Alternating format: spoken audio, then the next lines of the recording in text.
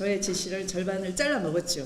장관의 말을 겸허히 들으면 좋게 지나갈 일을 세상 지휘랍시고 해가 지고 일을 더 꼬이게 만들었어요. 법무부 장관과 검찰총장으로 있으면서 극한 대립을 벌였던 두 사람.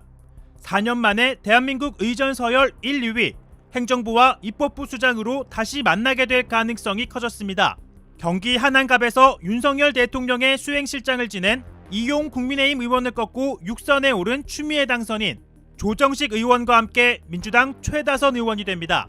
민주당이 원내 일당이 되면서 국회의장을 맡게 되는데 조 의원보다 나이가 많은 추 당선인이 전반기 의장을 맡을 거란 관측이 나옵니다. 국회의장은 특정 정당 편에 서지 말라는 취지에서 탈당의 무소속 신분이 되는데요. 대파가 좌파도 우파도 아니듯이요. 국회의장도 물론 당연히 좌파도 아니고 우파도 아니고 그렇죠. 그렇다고 중립은 아닙니다. 추 당선인은 국회의장에게 기계적 중립을 강요해서는 곤란하다고 주장했습니다.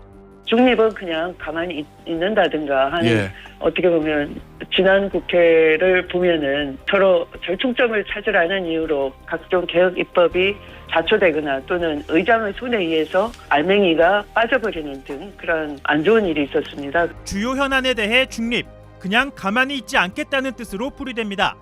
대통령과 국회의장은 예산안 시정연설 등을 비롯해 주요 행사 때마다 얼굴을 맞대게 되는데요. 일각에서는 2차 추윤대전이 벌어지는 것 아니냐는 우려도 나옵니다.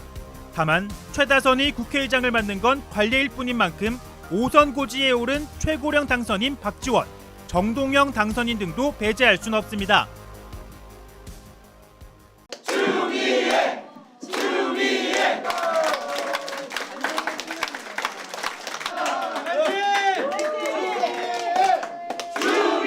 존경하는 하남 시민 여러분, 정말 감사드립니다.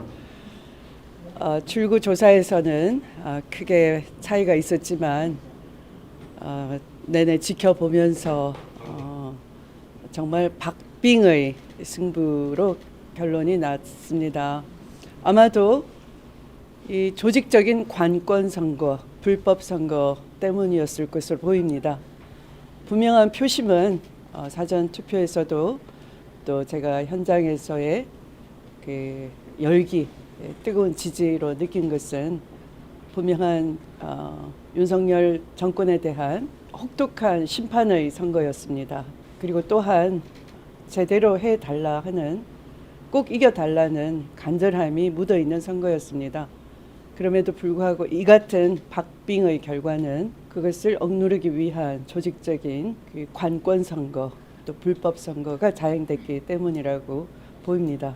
그러나 이렇게 윤석열 정권의 제동을 걸고 또 민생을 지키는, 국민을 지키는 사명을 다하도록 저 추미애를 국회로 보내주신 하남 시민 여러분께 너무너무 감사드립니다. 다시 한번 감사의 큰 인사를 올리겠습니다. 감사합니다. 전국적으로 이곳이 많은 주목을 받았습니다.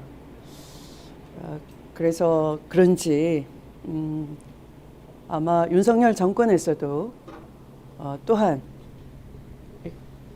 저를 표적 삼아서 또 관권 선거가 전면에서 이렇게 자행됨에도 불구하고 어떤 제지도 받지 않고 선거 관리도 대단히 허술했고요. 그런 것에 대해서 저는 좀 이 정권의 태세가 어떠한지를 감지를 했습니다. 제가 아까 이태원 참사 유족처럼 대통령이 거부권 행사한 9개 대통령, 이 정권은 구자를 굉장히 싫어하더군요. 네. 아마 그 구라는 것이, 저는 이 대통령이 거부한 9개의 거부권 행사에도 구가 굉장히 부담스럽다라고 생각을 합니다.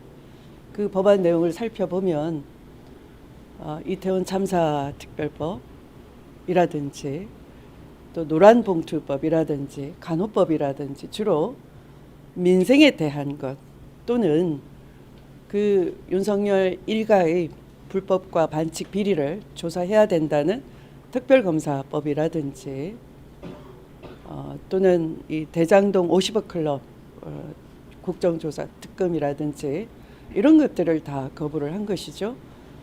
그래서 민생을 거부하고 또 불법과 비리 특권 반칙을 옹호하고 거부한 조사를 거부한 대통령이기 때문에 국회가 이것을 제대로 똑바로 일을 해야 된다.